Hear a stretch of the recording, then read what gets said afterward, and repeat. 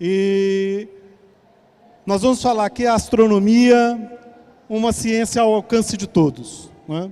E falar um pouco também da experiência que a gente tem de divulgar a astronomia nas escolas, nos espaços públicos, e como que qualquer um, desde uma criança pequena até mais de 100 anos, você consegue ter contato com a astronomia.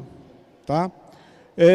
Devido ao pé quebrado, eu vou fazer sentado, tá bom?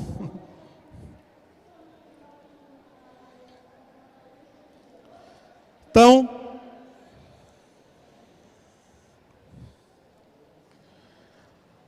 Urânia, na mitologia grega, das 9 musas, a Urânia é a musa da astronomia e da astrologia, que na época eram áreas do conhecimento que eram comuns, né?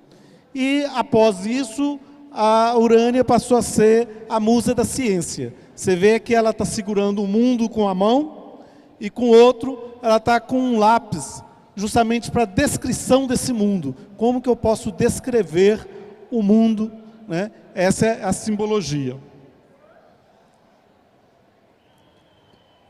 Por que estudar ciências? Né? Eu fui criança num tempo de esperança. Queria ser cientista desde os primeiros dias de escola. O momento que marcou essa vontade foi quando entendi pela primeira vez que as estrelas são sóis poderosos. Quando comecei a compreender que elas devem estar tremendamente distantes para surgirem como simples pontos de luz no céu. Nem sei se já conhecia a palavra ciência naquele tempo, mas queria de algum modo mergulhar em toda essa grandiosidade. Isso foi escrito por Carl Sagan. Ele continua: eu estava seduzido pelo esplendor do universo, deslumbrado pela perspectiva de compreender como as coisas realmente funcionam, de ajudar a revelar mistérios profundos, de explorar novos mundos, talvez até literalmente. Tive a boa sorte de ver esse sonho em parte concretizado. Para mim, o fascínio da ciência continua tão atraente e novo quanto naquele dia, há mais de meio século, em que me mostraram as maravilhas da Feira Mundial de 1939. Isso foi escrito por Carl Sagan, antes do ano 2000, um livro chamado O Mundo Assombrado pelos Demônios, em que ele trata sobre o analfabetismo científico que se alastra nos Estados Unidos e, obviamente, se alastra no mundo inteiro, né? É um livro muito curioso, muito interessante, que eu recomendo a todos a lerem, né? Ele é bem pequenininho. Acho que todos aqui conhecem essa história, né? Eu vi com minha filha, meu filho, mais de 100 vezes esse desenho. E estão ali o Timão, que é o suricate, que é o pequenininho, o Pumba, o javali, e o Simba, que é o leão. Eles estão ali olhando para as estrelas. E naquele momento, o Pumba fala assim: Timão, você imagina o que são aqueles pontos brilhantes lá em cima? E o Timão, sabe tudo, responde: eu não imagino, eu sei, aquilo são vagalumes presos naquele grande manto azul lá em cima. Ah, eu imaginava que eram bolas de gás explodindo a bilhões de quilômetros de distância. Ah, para você tudo é gás, né? E aí eles foram lá e perguntam para o Simba: Simba, o que você acha? O Simba ficou meio resistente a responder, até que ele responde, lembrando do pai dele, né? Eu ouvi dizer que são os reis do passado que estão lá em cima, olhando por nós. Aí a reação do Timão e do Pumba é de mofa, de riso, né? Começa a rir dele. O Timão até sai triste para lá, o Simba até sai triste para lá. Mas aí a gente vê, são 3 visões cosmológicas do mundo, né? A visão do senso comum do Timão, né? Ele sabia o que era vagalume, olhou para aquilo, lembrava vagalume, para ele era vagalume e ele estava satisfeito. Se você perguntar para uma criança pequena, provavelmente essa visão do timão é a melhor que tem. A visão da ciência é a visão do Pumba. Bolas de gás explodindo a bilhões e bilhões de quilômetros de distância. E a visão místico-religiosa do Simba. São os reis do passado, ou são os deuses, ou é Deus olhando por nós. Aí eu pergunto, qual dessas três visões é a visão correta? Qual dessas três? Eu sempre faço essa pergunta nas escolas que eu vou, né? E na universidade também. E a melhor resposta é, as três estão corretas. Depende do olhar. Depende do olhar que você vai ter. Obviamente que eu, como um cientista, físico e astrônomo, eu vou puxar a sardinha para o lado da ciência. Mas qual das três é a mais correta? Né? Depende do olhar que você tem. Existem várias formas de poder interpretar o mundo. A ciência é uma delas. Continuando. O que é o analfabetismo científico? Olha que texto interessante. Prometo que são poucos textos que tem nessa minhas falas aqui.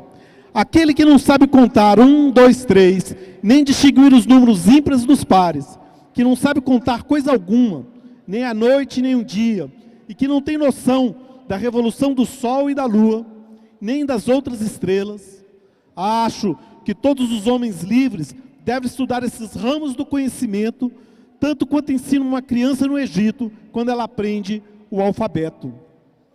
Criança no Egito? Olha, porque quem escreveu isso?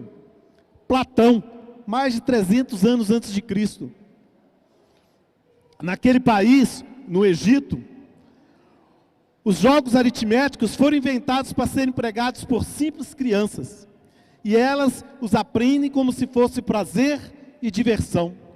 Com espanto eu, no final da vida, tenho tomado conhecimento de nossa ignorância sobre essas questões. Acho que parecemos mais porcos do que homens. E tenho muita vergonha não só de mim mesmo, mas de todos os gregos. Isso é extremamente atual. Parece que Platão está falando, eu como professor de física, a gente às vezes espanta com o analfabetismo científico que se alastra. E uma das razões das escolas é justamente levar isso. Não é formar, a função da escola não é formar cientista, mas é ter uma educação científica. Né? Não é formar historiador, mas é ter uma educação histórica. Não é formar um geógrafo, mas é ter uma educação geográfica. Não é formar um matemático, mas é ter uma educação matemática. Ter uma educação da língua que você, do país que você mora. Né? Como pensar. E daqui a gente pode ir para essas questões filosóficas. Desde que o homem começou a parar de caçar e ficar catando, ele viu que era mais interessante. Se ele plantasse no quintal, ele não precisava sair catando o alimento. Se ele criasse o animal no quintal, ele não precisava sair caçando. Né? E ele começou então a questionar o mundo. De onde viemos? Para onde vamos? De que somos feitos? São questões milenares e que nós ainda não temos as respostas adequadas, mas estamos sempre procurando. Na ciência, a gente faz perguntas um pouquinho diferentes. Essas são mais perguntas dos filósofos. Na ciência a gente faz, quem? Quem que está perguntando? O quê? O que que nós estamos estudando? Qual é o objeto de estudo nosso? Onde? Quando? Como? E por quê? Tem outras questões, obviamente. Mas quando a gente pergunta quem? Eu, você, todos nós. A quem interessa essas questões? A nós, seres humanos. Nós que estamos questionando o mundo. Nós que estamos tentando entender o mundo que a gente vive. Então, é a nós que nos interessa. Né? Essa resposta, então, tem que satisfazer a nós, seres humanos. O quê? É claro que o quem também você poderia assim, mas Nós somos parte do planeta Terra. Sim, a gente pode até explorar, pode até estender esse quem para todas as criaturas do planeta, não tem problema nenhum, né? Mas o quê? O que nós estamos estudando? No caso da ciência, são as coisas do mundo. Partículas, ondas, né? As coisas que o mundo é constituído. Do que o mundo é constituído, né? Hoje, os melhores modelos que a gente tem são dos átomos e das partículas que formam os átomos. Mas na antiguidade, na época dos gregos, eles acreditavam que as coisas eram feitas dos 4 elementos: terra, água, ar e fogo. E isso é muito interessante, porque é um modelo de constituição do que o mundo é feito. Quando os alquimistas, na Idade Média, ele tentava transformar chumbo em ouro, ele estava querendo justamente fazer o quê? Será que se eu fazer mudança na quantidade de terra, de ar, de fogo, eu vou conseguir a constituição do ouro? Isso é ciência. Eles, por muitas transformações que fizeram, não conseguiram transformar chumbo em ouro. Isso porque, será que eles estavam fazendo um experimento errado? Ou o modelo de constituição da matéria estava equivocado? Então, a ciência trabalha nisso. O que nós estamos estudando? A outra pergunta é, onde? Onde? A resposta é o espaço. Onde essas coisas estão? No espaço. Obviamente, então, se o onde é o espaço, o quando é o tempo. É a estrutura espaço-temporal em que as coisas estão assentadas no universo. O universo é feito das coisas, feita com as partículas, as ondas, né? E elas estão assentadas na estrutura espaço-temporal. Mas como essas coisas se relacionam entre si? E aqui nasce a ciência, nesse como. Como são as relações entre as coisas e como é que elas se comportam na estrutura espaço-tempo. Então eu posso ser profeta. Quando o Isaac Newton, ele olhou para a Lua e viu o movimento da Lua ao redor da Terra, e viu uma maçã caindo, ele vai lá e coloca, ora, a mesma razão da Lua está girando em torno da Terra, a mesma razão da maçã está caindo. Então, ali, pela primeira vez, constituiu-se um modelo em que a física do mundo supralunar era a mesma física do mundo sublunar. Na antiguidade, antes de Isaac Newton, o mundo sublunar abaixo da Lua, na Terra, era imperfeito, era a morada dos homens. E o mundo supralunar, a morada dos deuses, era perfeito. Quando Galileu, ele colocou o telescópio dele e olhou para a Lua e viu que a Lua é cheia de buraco, cheia de cratera, a Lua não era perfeita. Quando ele olhou para Júpiter e viu que tinha 4 objetos que giravam em torno de Júpiter, e quando você olha com o telescópio, você observa que em 2 dias uma delas dá uma volta em torno de Júpiter. Para as luas de Júpiter, Júpiter é o centro do universo, e não a Terra. Pela primeira vez, ele tinha um fato observacional que nem tudo girava em torno da Terra. Pelo menos para as luas de Júpiter, girava em torno de Júpiter. E ele dizia, olha aqui no telescópio. Não, não olho. Isso é um instrumento do demo, isso não condiz com a verdade. Não, se eu puser o telescópio e olhar para uma árvore, para uma folha distante, eu posso validar que aquilo que eu estou vendo no telescópio é verdade. É só chegar perto da árvore e verificar se era igual eu estava vendo. Não, não, isso funciona para a Terra, para o céu não funciona. Vem olhar. Não, não olho. E ele teve que jurar que a Terra era o centro do universo, senão ele ia parar na fogueira, igual o Giordano Bruno. Como o Galileu gostava da vida dele, ele preferiu mentir e ficar com a vida dele, né? E contribuiu dentro da prisão dele, né? Ele contribuiu com a divulgação da ciência, desse questionar o mundo. E você criar modelos de comportamento do mundo, e a principal pergunta da ciência é o como o mundo funciona, e você cria modelos, lembrando sempre que o modelo da ciência não é a natureza. Quando eu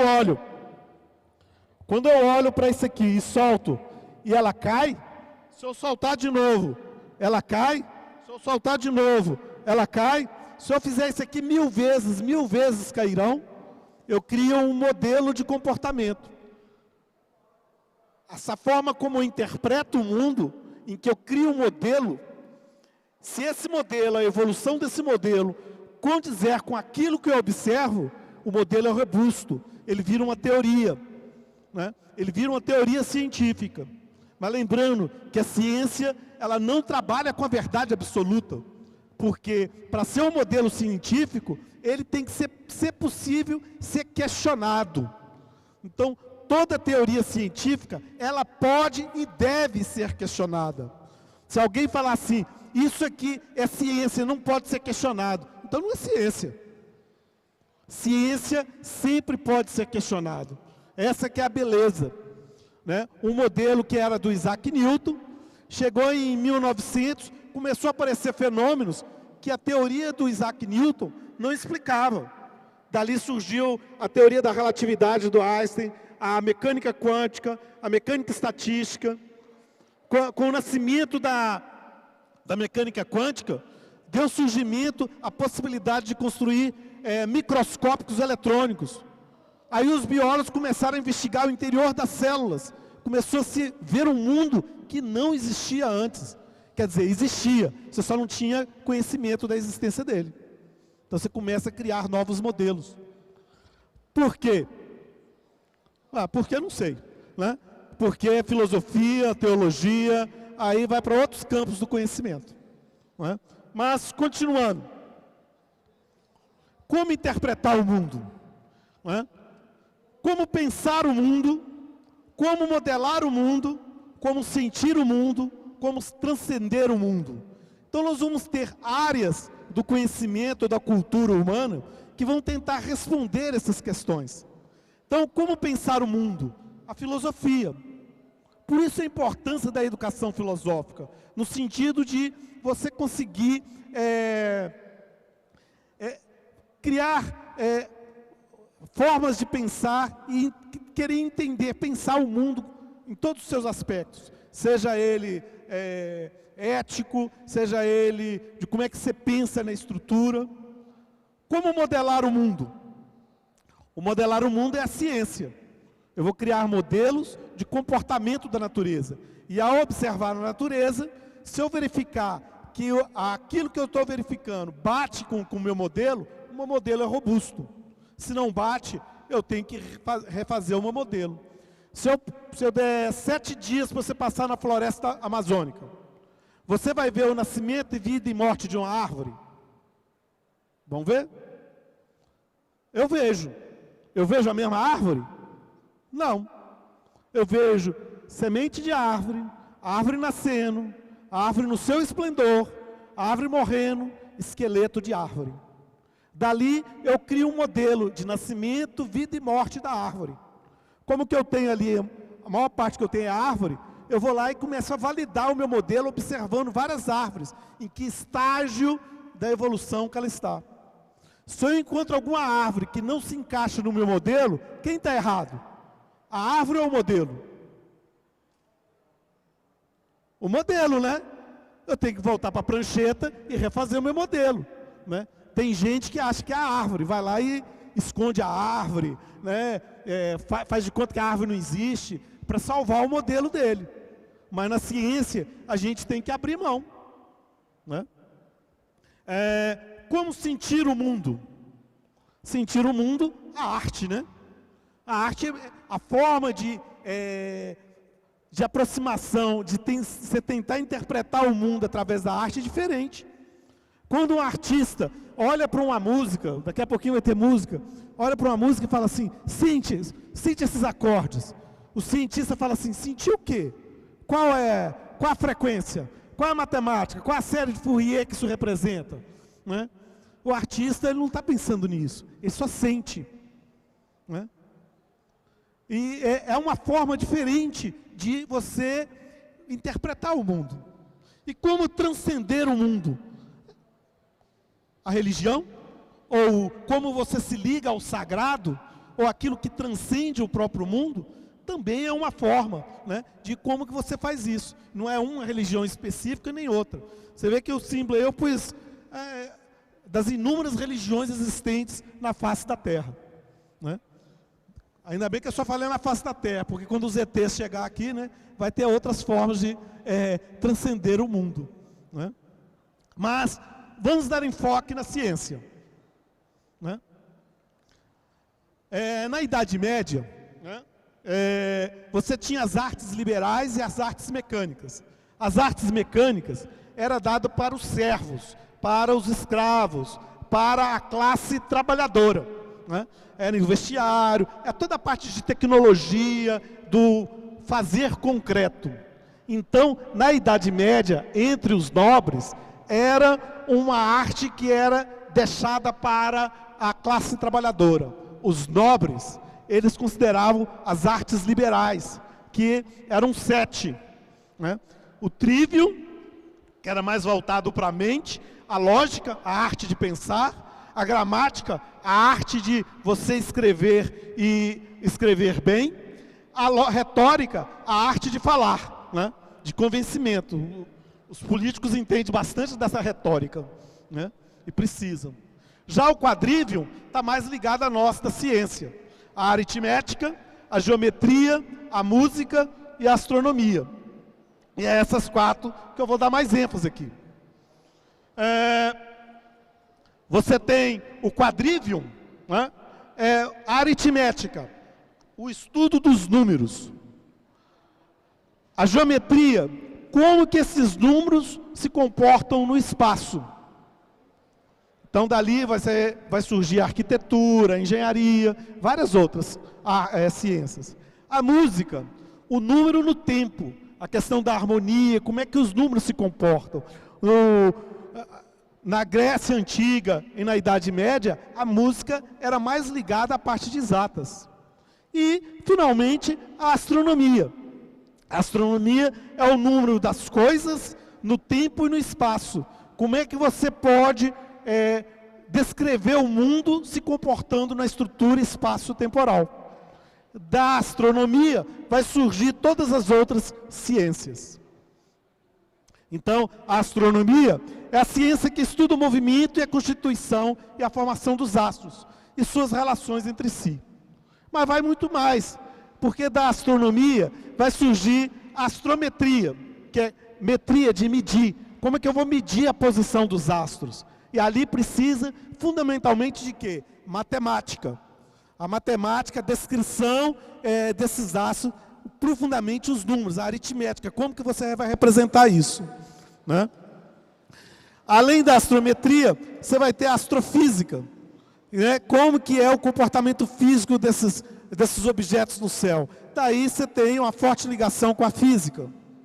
A astroquímica, como que é os elementos de formação dos astros, das estrelas, dos planetas, das galáxias.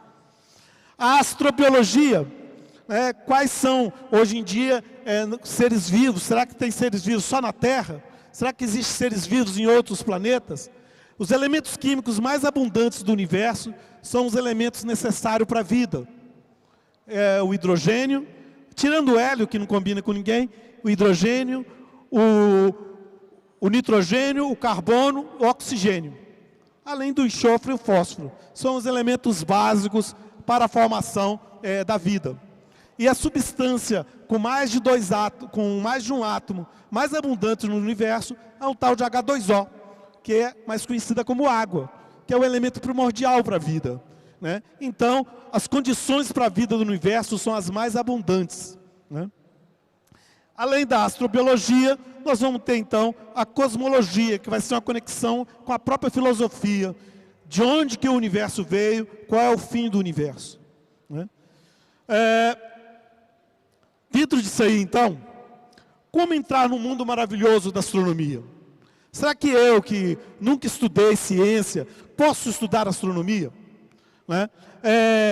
Primeira coisa é ter o hábito de observar o céu, né? A gente parou com essa capacidade de olhar para os céus e se maravilhar com com o céu nos representa. Como se tornar um astrônomo amador? Na astronomia é interessante que o astrônomo amador, ele tem uma contribuição significativa para o desenvolvimento da ciência astronômica. O astrônomo amador, a diferença do astrônomo amador para o astrônomo profissional, né, é a outra pergunta, a diferença do astrônomo amador para o astrônomo profissional, o astrônomo profissional é o que estudou na academia, estudou física, astronomia, astrofísica. O astrônomo amador é aquele que começa a ter prazer de olhar para o céu e começa a estudar isso, né? E tem contribuições significativas. Recentemente a gente vê nos jornais, brasileira descobre 1.500 meteoros, 15 meteoros, uma criança lá no Ceará, né? O próprio Edwin Hubble, que é um astrônomo conhecidíssimo, tem até o nome do telescópio Hubble, em 1920, a formação original dele era advogado. Ele tinha estudado direito. E ele começou a se interessar por astronomia como astrônomo amador até que ele se profissionalizou, né? E fez, por conta dele, a gente fez descoberta das grandes galáxias no universo. Então, o astrônomo amador é aquele apaixonado. E como é que você pode? Você tem curso para astrônomo amador? Participar do Clube de Astronomia. Hoje o Clube de Astronomia de Brasília está fazendo um evento lá na Praça dos Três Poderes, né? Telescópio na praça. Então, eles devem estar, agora às 19 horas, estão pondo um telescópio lá, aberto ao público, né? E se você entrar no CASB, Clube de Astronomia de Brasília, vocês vão ver lá os eventos que se faz, como participar, como entender disso, né? Nós temos lá dentro da Universidade de Brasília, às vezes, curso, a gente chama Astronomia para Apressados, que é astronomia para amadores. Você tem o conhecimento básico de como entender o universo, né? E, por exemplo, uma das coisas, né, é a poluição luminosa. Essa escala de Bortle, ele é uma escala que esse astrônomo, ele fez uma classificação do céu, como que a gente olha. A classe 8 e 9 é que a gente está acostumado, é o céu urbano. Não dá para ver quase nada. Dá para ver a Lua e os principais planetas. E algumas estrelas, as estrelas mais brilhantes, né? Mas é horrível para olhar o céu. Mas mesmo assim, como dá para ver a Lua, vocês vão ver, eu vou mostrar uma foto da Lua aqui, tirada na cidade, né? E que dá para você ver coisas bonitas. Aí você vai fazendo a escala.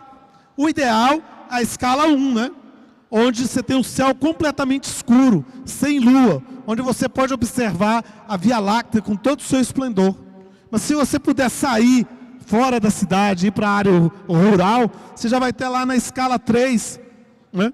E que dá para você ver o céu fantástico. Só para vocês terem uma ideia, em 1996, teve um grande apagão na cidade de Los Angeles, lá nos Estados Unidos.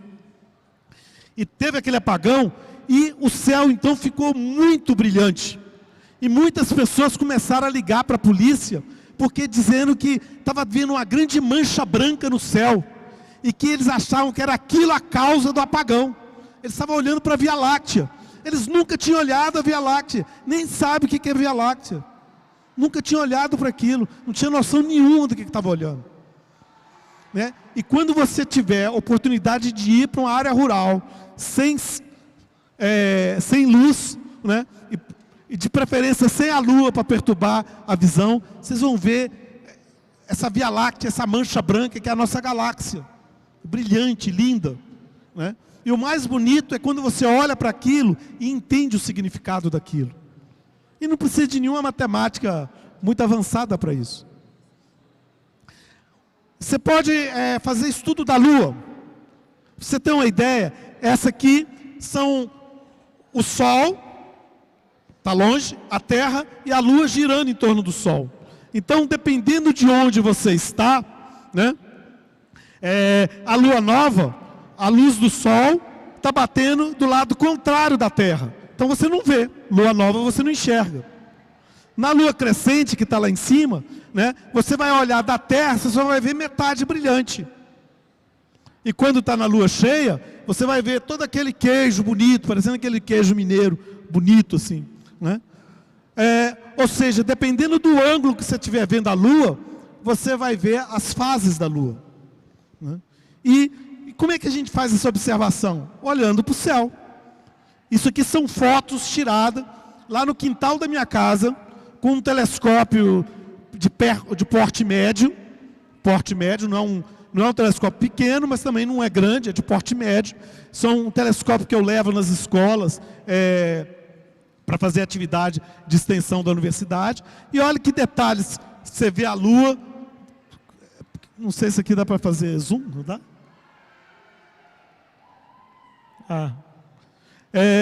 Você vê detalhes da cratera da lua, né? Aqui são em outros momentos, quando você já está na minguante, a lua está diminuindo a fase dela, né? Então, ou seja, simplesmente de olhar o céu, você vai ver cada dia a lua numa posição diferente. E se entender o porquê daquele movimento, pelo menos para mim, me traz uma alegria interna muito grande. Porque você vê uma coisa distante, se você por acaso for para outro país, for para outro canto do Brasil, quando você olha para a lua, é a mesma lua que eu vejo lá de Brasília. A lua é a mesma. Se você for lá para o Japão, do outro lado do planeta, quando você olha para a lua, aquela lua que eu olho é a mesma lua que eu vejo do Brasil. É uma conexão que a gente tem. Todo o planeta está conectado com ela. É claro que isso que eu estou falando não é nada científico, né? Mas você pode estudar o Sol. Como é que eu estudo o Sol? Olha isso aqui, ó. Isso é um trabalho que eu fiz junto com a professora Lana, né? Em que a gente fez medidas, isso é sombra que eu tirei no quintal de casa, em vários momentos, para mostrar que essas fotos eram tiradas exatamente ao meio-dia. Ao meio-dia. Aí você pergunta, ao meio-dia tem sombra? A boa parte das pessoas fala, não, como que não? Eu tirei foto ao meio-dia, é a menor sombra do dia. Só que no dia 30 de junho, 20 de junho, no dia 21 de junho, é a maior sombra que tem ao meio-dia. Eu não tenho a foto aqui do dia 2 de novembro, aqui em Brasília, não tem sombra. A sombra bate bem aqui na minha cabeça, o sol bate bem na minha cabeça, fica sem sombra. Mas a sombra diminui de tamanho. E isso é interessante para você entender a questão das estações do ano, você entender que o sol ele não faz o mesmo caminho todo dia. No verão, ele passa voltado para o sul, no inverno ele passa voltado para o norte. Você vai ver que agora o sol está começando a caminhar para o norte da sua casa. E no verão ele estava caminhando para o sul, né? Então são posições diferentes. Isso aqui é uma foto que eu tirei quando teve o eclipse em 2020, em dezembro de 2020, né? Estava no meio da pandemia, normalmente essas fotos eu faço na universidade. Mas como estava na pandemia, eu fiz no quintal de casa. Ali, ó, você nunca olha para o sol no telescópio. Eu projetei no papel a imagem do sol e verificando lá a lua passando na frente do sol, né? E ali você consegue ver manchas solares, ver detalhes, e você pode fazer estudo do sol, né? Astronomia e História de Brasília. Vocês sabem que Brasília, isso aqui ó, é um trabalho, homenageando Luiz Cruz. Sabe que o planetário de Brasília, ele chama planetário Luiz Cruz. O Luiz Cruz foi um astrônomo belga, que em 1894, no início da República, ele, junto com mais 20 cientistas, eles vieram no Planalto Central e demarcaram a futura capital federal, que estava na Constituição, a primeira Constituição republicana, o artigo 3º da Constituição, em que a capital seria mandada para o interior, né, para o Planalto Central do Brasil. E então, o Luiz Cruz, um astrônomo belga, ele era diretor do Observatório Nacional do Rio, né, Observatório Nacional, e ele, com a ajuda então dos conhecimentos dele de astronomia, ele marcou esse quadrilátero, né? A gente sempre está fazendo atividades. Aqui nessa aqui foi antes da pandemia, em 2019, em que a gente, vestido como da época, a gente fez a visita para os pontos onde o Luiz Cruz visitou. Aí foi em Abadiânia, aqui perto, né? E lá a gente teve, na praça, a gente fez observação com as crianças, com um telescópio, né? Esse outro aqui, ó, à direita, é o embaixador belga, Patrick Herman. Esse embaixador, então, como o Luiz Cruz era belga, né, ele está sempre participando também. Essa é uma escultura que está ali atrás de mim, que está lá na praça da igrejinha, lá em Planaltina, né?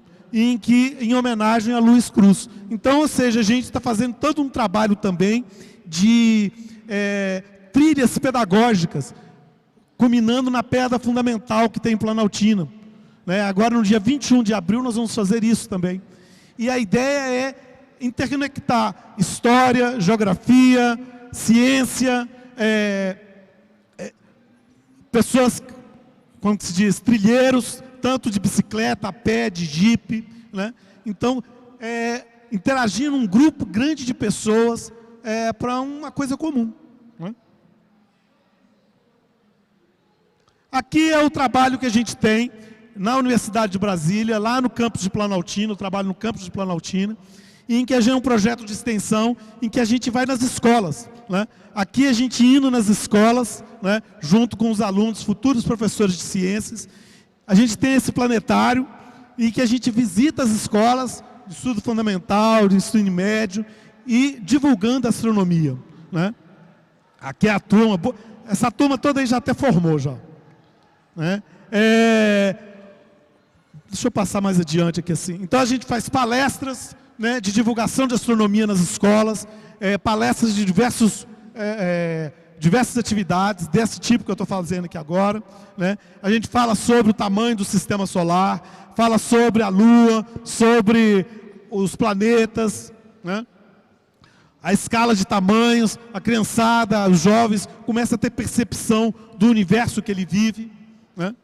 Esse aqui é um fio comprido em que a gente está numa escola, foi lá em Planaltina, uma escola em que a gente vê o tamanho da distância que os planetas estão do Sol, né? Então é um trabalho prático junto com as crianças, né?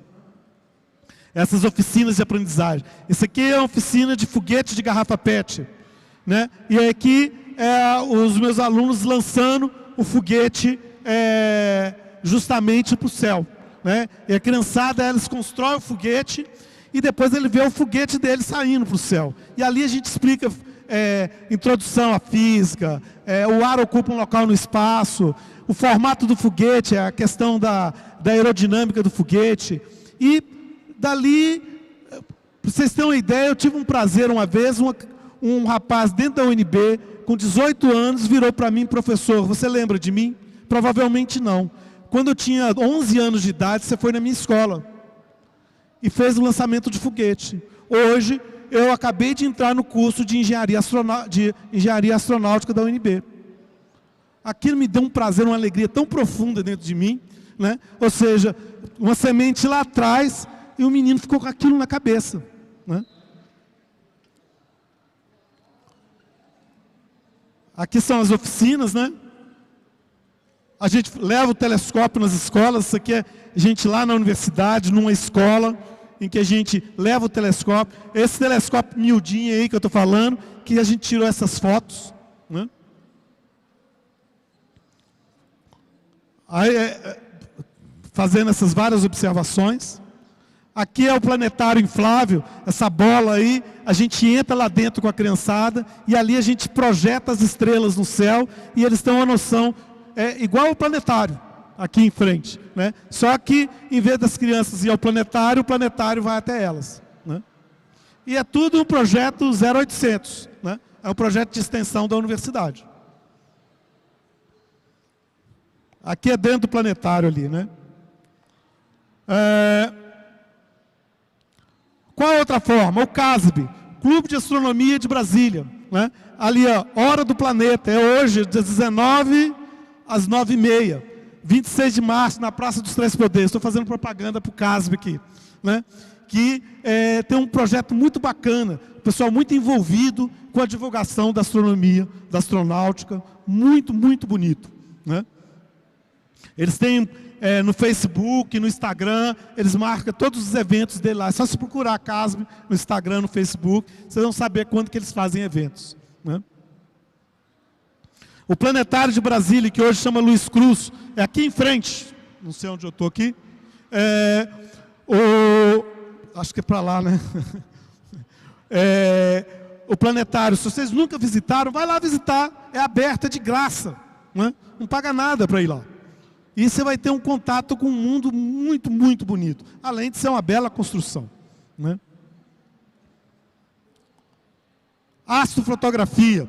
Astrofotografia, eu fico no grupo de WhatsApp do Clube de Astronomia, o pessoal que é astrofotógrafo, e tudo assim, tudo você pode considerar astrônomo amador, porque um é militar, gosta de tirar fotografia do céu, tira fotos lindíssimas, uma dessas aí é dele.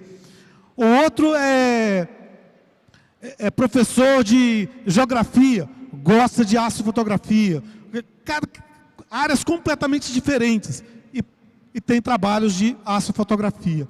Essas aqui foram fotos que eu tirei com aquele telescópio, usando esse celular, né? E olha as imagens que se tem, não são muito bonitas, mas você vê os anéis de Júpiter, é muito bonito. Você olha, a primeira vez que a pessoa olha e fala assim, não acredito, olha as crateras da Lua, os buracos que ela tem. Essas fotos aqui é tirado pelo Rodrigo e pelo Carlos, né? Aí são astrofotógrafos de qualidade muito superior a mim, obviamente, né? Mas olha as imagens de Júpiter que ele tira. Isso ele tira no quintal, provavelmente não no quintal dele, ele vai para uma área rural e tira fotos lindas assim. Isso não é uma única foto, ele tira às vezes 1000 fotos, vai para o computador, junta essas fotos e dá essa imagem muito nítida de Júpiter e Saturno. Bom, eu não sei quanto tempo eu tenho. Ah, sim. Aqui então, eu falei mais rápido agora para dar espaço para vocês perguntarem.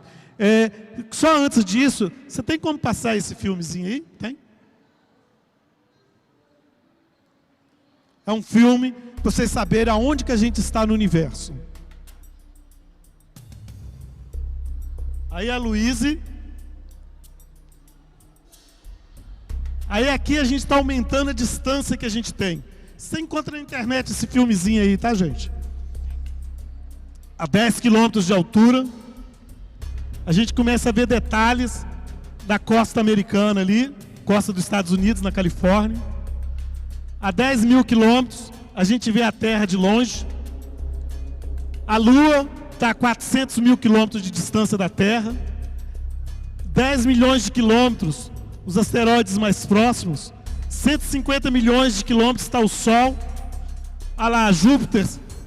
A 1 bilhão de quilômetros está Plutão. A Novo Horizonte, que recentemente esteve em Plutão. O Sedna. Aqui, a 1 ano-luz, é a única estrela existente, é o Sol. Aí você está agora 10 anos-luz de distância. E cada vez mais, tudo isso aí é dentro da nossa galáxia ainda. A nossa galáxia tem 100 mil anos-luz. Moramos na periferia da galáxia. E aqui agora a galáxia virou um pontozinho, se misturando nas mais de 100 bilhões de galáxias existentes no universo, formando uma grande rede de galáxias no universo conhecido. Então o universo, aí é que a gente volta. Nós vamos voltar lá para o rosto da Luíse, que está deitada lá na praça do Google. Aqui nós vimos o quão pequeno nós somos. Agora nós vamos aproximar dos olhos da Luíse e ver o quão grande nós somos. Dentro de nós existe um universo inteiro também, né? Aqui nós estamos indo pequenininho. né? Células de sangue, a célula branca. Dentro das células brancas, né, você tem aí os cromossomos, o DNA, a molécula, né, espiralada, que é formada de grupo de átomos. Um desses átomos é o átomo de oxigênio. O interior do átomo é feito disso aqui, ó. A maior parte é feito de nada. E lá no interior, bem pequenininho, tem um núcleo atômico, que é feito de coisas menores ainda. Coisas essas que a gente não faz a mínima ideia do que seja, que são os quarks, né? E isso aqui, então, é simplesmente uma viagem rápida para a gente ver o quão pequeno nós somos e o quão grande nós somos. E em tudo isso, a ciência nos ajuda a entender o universo, né? E essa aqui é uma imagem feita na virada do século, de 1890 para 1900. Foi encomendada por Camille Flammarion, um astrônomo francês, que ele trabalhava muito com divulgação de astronomia. E ali, toda vez que eu vejo essa imagem, eu vejo assim, o que é o universo? O que são aqueles pontos brilhantes lá em cima? Será que são vagalumes? Ou será que eu posso abrir esse manto e olhar para um universo muito mais maravilhoso, muito mais fantástico? E uma das áreas do conhecimento que possibilita abrir esse véu é a ciência.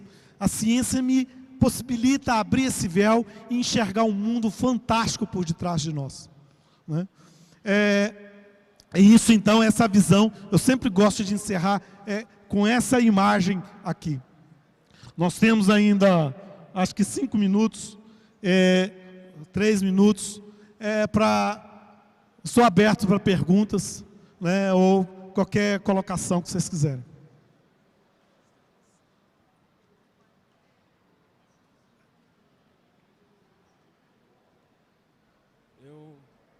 Tá ligado? Eu queria saber como que a gente tem uma noção de como é a nossa galáxia. Põe bem perto da boca, assim. De como é a nossa galáxia, de como que é... Como a gente tem essa noção de como é o universo, sendo que a gente nunca teve uma visão assim dele, sabe, olhando de longe. Porque a gente está dentro dele, no meio dele, né? Você sabe que uma vez quem fez uma pergunta dessa para mim foi uma criança de 10 anos. E ela fez essa pergunta fazendo assim, como é que eu sei? É isso mesmo, a pergunta dele, né? Como é que eu sei qual é o tamanho da nossa galáxia se eu nunca sair da galáxia? Olhando para outras galáxias, né?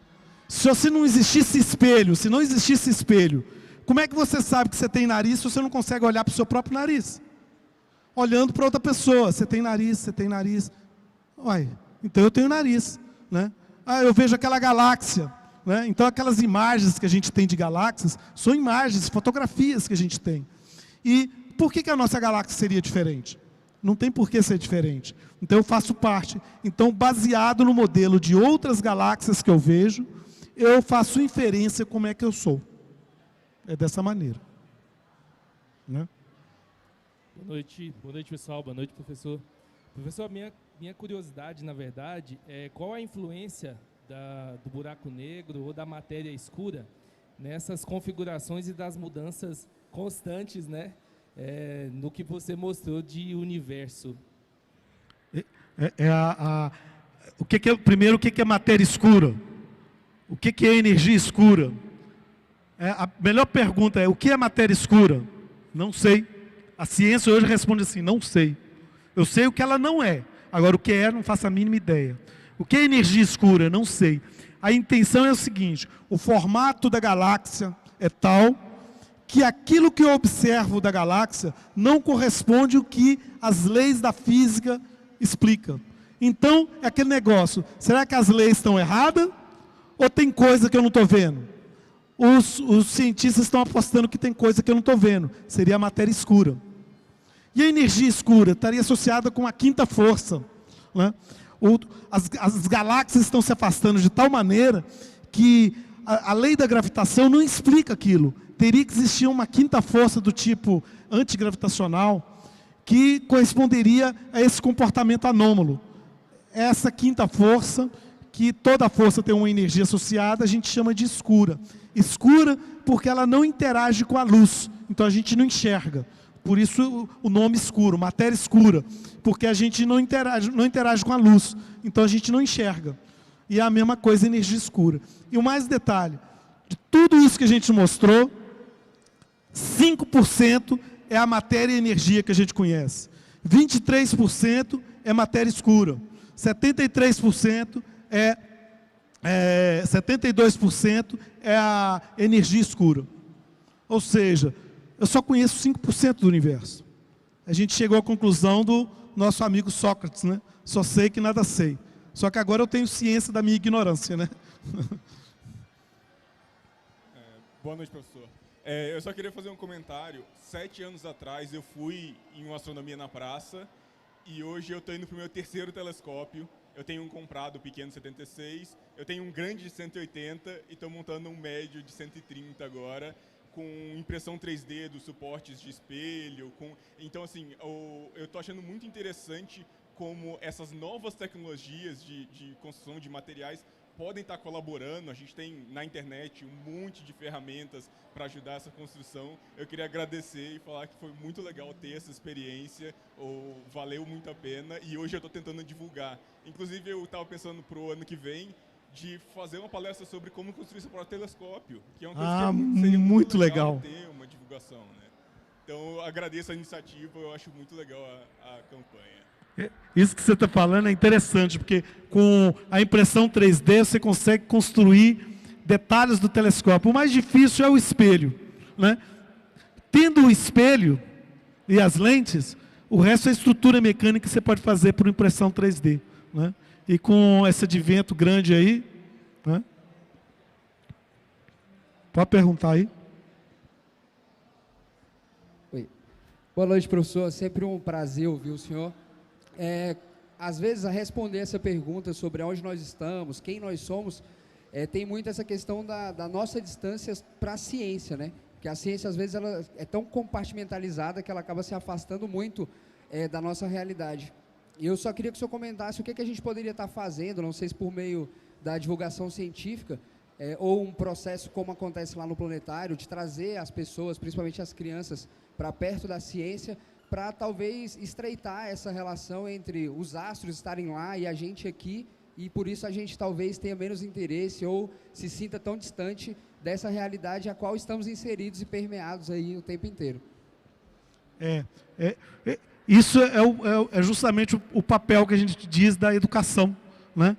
O papel da educação científica não é para formar cientistas, mas é justamente a pessoa ter a noção disso, né? As crianças, e a área de astronomia é uma ciência, é uma área do conhecimento que mexe com a cabeça da gente, porque é muito doido isso, né? Eu até hoje, quando você olha para, toda vez que eu pego o telescópio, olho para a Lua e vejo aqueles detalhes da cratera, aquilo é fascinante, eu não consigo cansar de olhar. Você olha para Saturno, você fica admirado, e quando você tem uma lua de Júpiter saindo de trás de Júpiter, você fica à noite observando ele saindo de trás de Júpiter, é extasiante aquilo. E quando a criança, olha bem, uma vez, e criança é muito doido, né? Criança é muito bacana. Quando você olha no telescópio, todo mundo que já olhou para o telescópio, sabe que o telescópio está fixo e a estrela fica mexendo, né? Aí o menino fala assim, a lua está andando. Eu falei, não, é a Terra que está girando. Como assim? A Terra está girando e parece que ela que está andando. Então eu estou sentindo o movimento da Terra. Olha a expressão da criança. Eu estou sentindo o movimento da Terra. É isso mesmo. Ela olhou e viu o objeto saindo do telescópio assim e falou, encerrado. O senhor que manda. Né? Então, pessoal, o chefe aqui já falou aqui que acabou o tempo, né? Eu agradeço a vocês, né? Visitem o planetário, visitem o clube de astronomia, visite a universidade, a gente está sempre aberto, né? Pode nos chamar para visitar a sua escola, do seu filho, sua filha, o seu, né? E a gente está sempre à disposição. Muito obrigado.